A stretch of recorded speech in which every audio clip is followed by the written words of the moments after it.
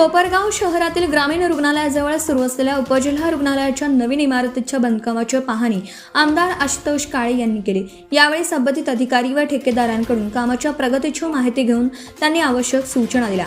यानंतर रुग्ण कल्याण समितीची बैठक संपन्न झाली।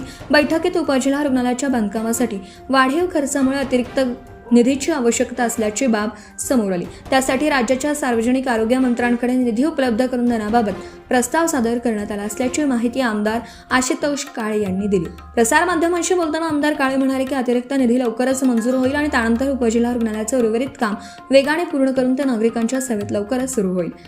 यावेळी आरोग्य विभागाचे अधिकारी, रुग्ण कल्याण समितीचे सदस्य, संबंधित विभागाचे अधिकारी तसेच राष्ट्रवादी काँग्रेस पक्षाचे पदाधिकारी व कार्यकर्ते उपस्थित होते। सम्राट न्यूजसाठी संपादक अजय विघे, कोपरगाव।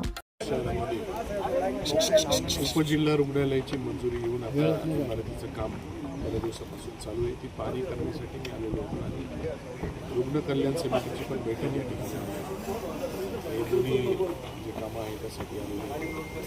उपजिल्हा रुग्णालय मंजूर झालं, त्याच्यामध्ये ग्राउंड+2 असं त्याचं नियोजन आहे।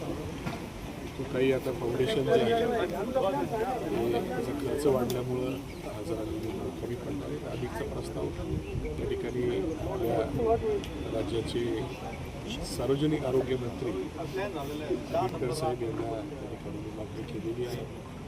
त्या पद्धतीने पुढच्याही बदलासाठी ते करतील आणि निधी उपलब्ध करून देतील आणि आपलं हे काम लवकरात लवकर पूर्ण होण्यासाठी PWD यांच्या अधिकाऱ्यांना सूचना दिलेल्या आहे। लवकरात लवकर काम होऊन इमारत पूर्ण होऊन रुग्णालय आपल्या सर्व नागरिकांच्या सेवेला काही विचारायचं